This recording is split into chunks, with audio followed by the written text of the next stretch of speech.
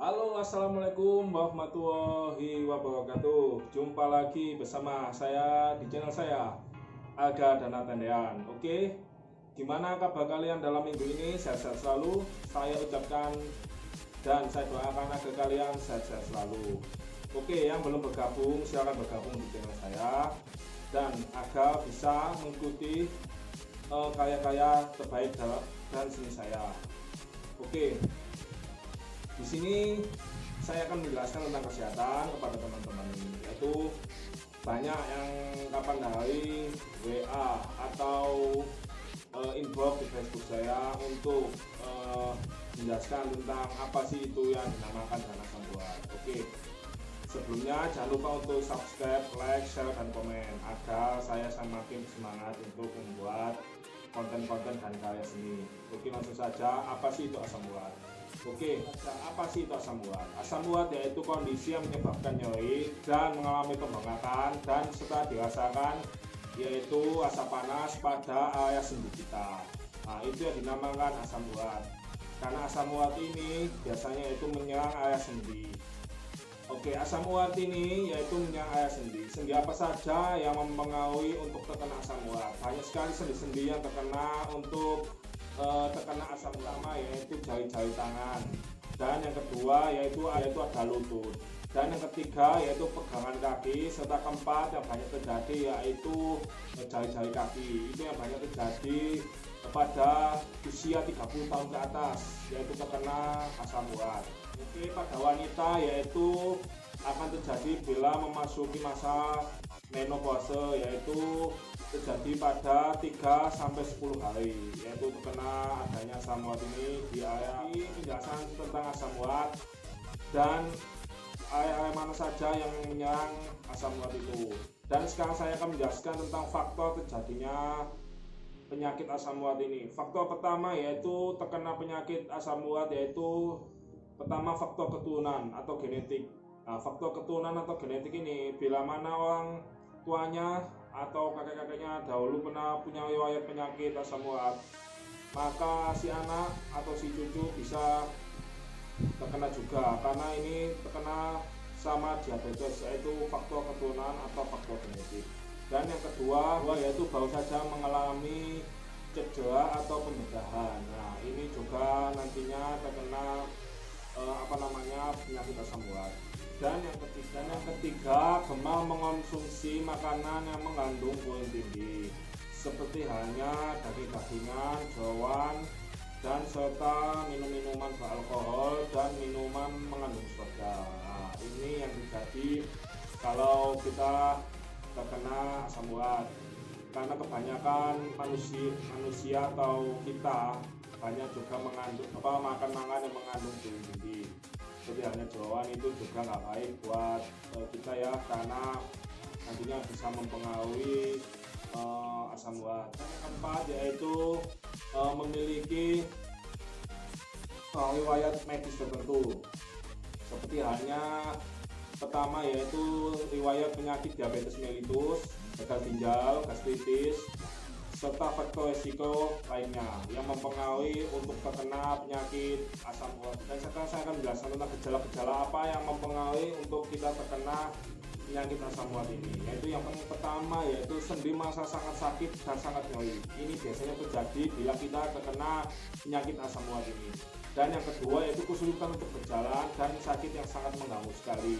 Nah, biasanya terjadi pada area kaki, terutama jari kaki. Dan yang ketiga yaitu nyeri yang sangat hebat serta disertai dengan rasa panas, serta di area persendian akan berwarna kemerahan. Nah, ini yang terjadi pada orang yang terkena penyakit asam urat ini.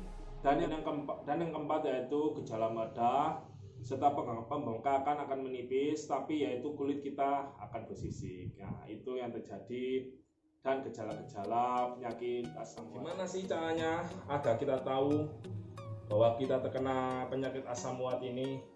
Nah, caranya sangat mudah sekali, yaitu pertama dengan melakukan tes darah. Nah, tes darah ini bertujuan agar kalian tahu kreatinin kalian itu berapa. Biasanya orang yang terkena asam urat, kreatininnya yaitu 7 mg per dl. Nah, biasanya yang terjadi pada orang yang terkena asam urat ini, yaitu kateinnya yaitu tadi 7 mg ke atas.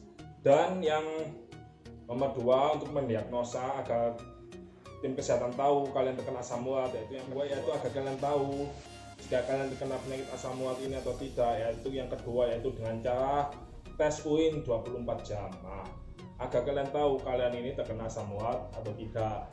Dan yang nomor 3 yaitu tes cairan sendi, apakah cairan sendi kalian ini terkena penyakit asam urat atau tidak. Dan yang nomor 4 yaitu foto ronsen atau foto USG, apakah kalian terdapat radang sendi atau tidak, dan yaitu cairan kristal atau tidak pada area persendian kalian.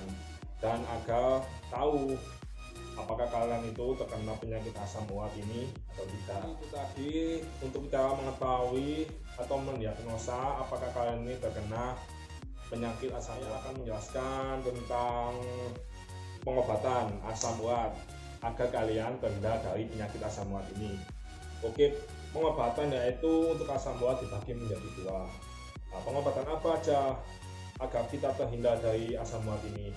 Oke, pengobatan yang pertama yaitu meringankan gejala asam urat, dan yang kedua mencegah agar asam urat ini tidak timbul atau terjadi kembali. Yaitu caranya gimana agar kita terhindar?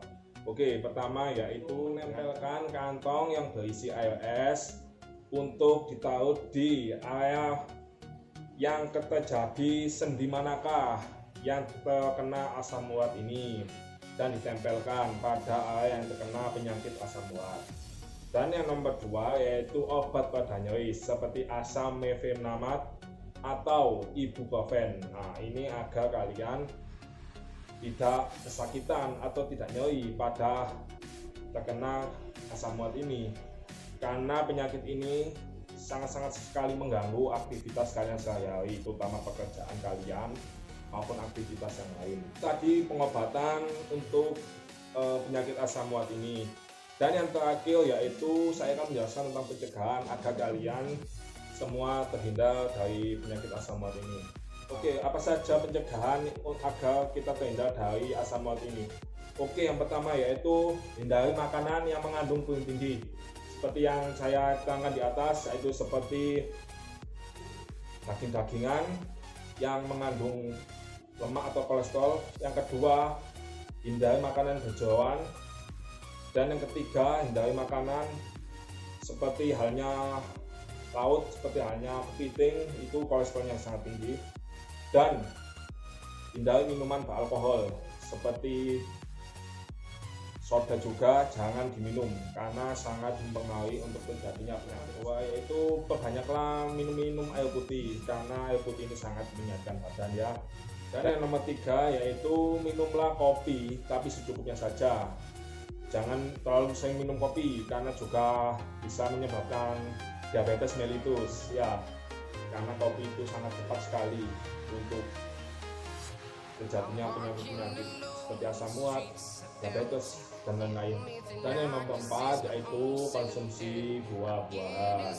Buah-buahan apa saja agar kalian terhindar dari penyakit asam urat ini. Dan terakhir, seringlah kalian untuk berolahraga, karena berolahraga kita terhindar dari namanya penyakit-penyakit seperti tidak hanya asam urat saja, seperti penyakit diabetes, jantung, maupun masih banyak lagi.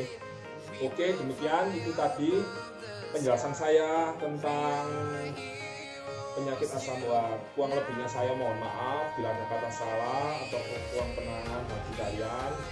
Oke, saya di sini ada dan mengucapkan mohon maaf sebesar-besarnya. Kurang lebihnya saya mohon maaf.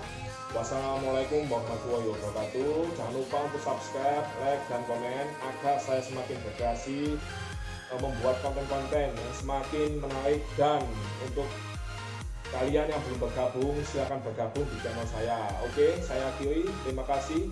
Wassalamualaikum warahmatullahi wabarakatuh. Bersama perawat, masyarakat sehat selalu. Dan jangan lupa jaga kesehatan kalian karena kita masih dalam pandemi COVID-19. Oke, salam sejawat. Bye-bye.